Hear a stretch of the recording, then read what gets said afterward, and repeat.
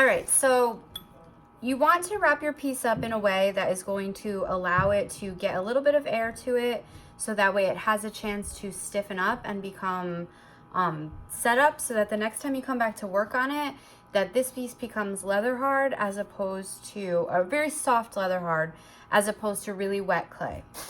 So when you go to put your work away, in the beginning, you guys can share a board, but eventually once they start becoming larger, they get a little heavy. So until that happens, share a board to conserve space on the shelf.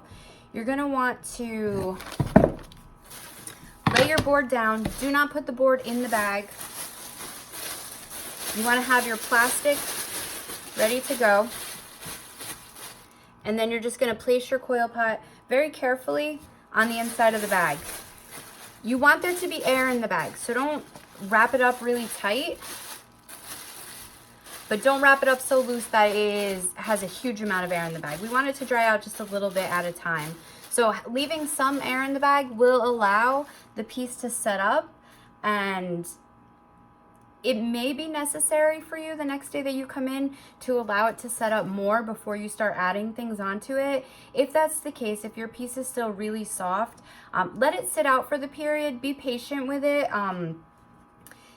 If you start to build on top of something that's not ready, that's too soft and too mushy, so this is a different one that I made. This is too soft, too mushy. If I tried to keep building up on this, the possibility of this starting to sag is very real. So in an effort to save your piece from sagging, you want to wrap it up on a board with air in it. Not really tight to it, air, so that it can breathe a little bit and start to set up a little bit in the bag. Make sure your name's on the bag, that way nobody steals your piece or nobody mistakes yours for theirs.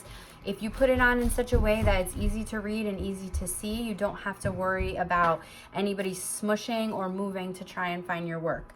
Also, when you organize with the rest of your table, so if you're all in the same spot on the shelf, you know that if you don't see your name, but you see somebody who sits at your table's name, you know your piece is going to be in that general area. So it just keeps people from accidentally taking somebody else's work or mistaking their work for, mistaking your work for their own, as well as kind of rifling through stuff to figure out if their piece is behind yours. So label air in the bag. This is what you're going to do to set up for the next class.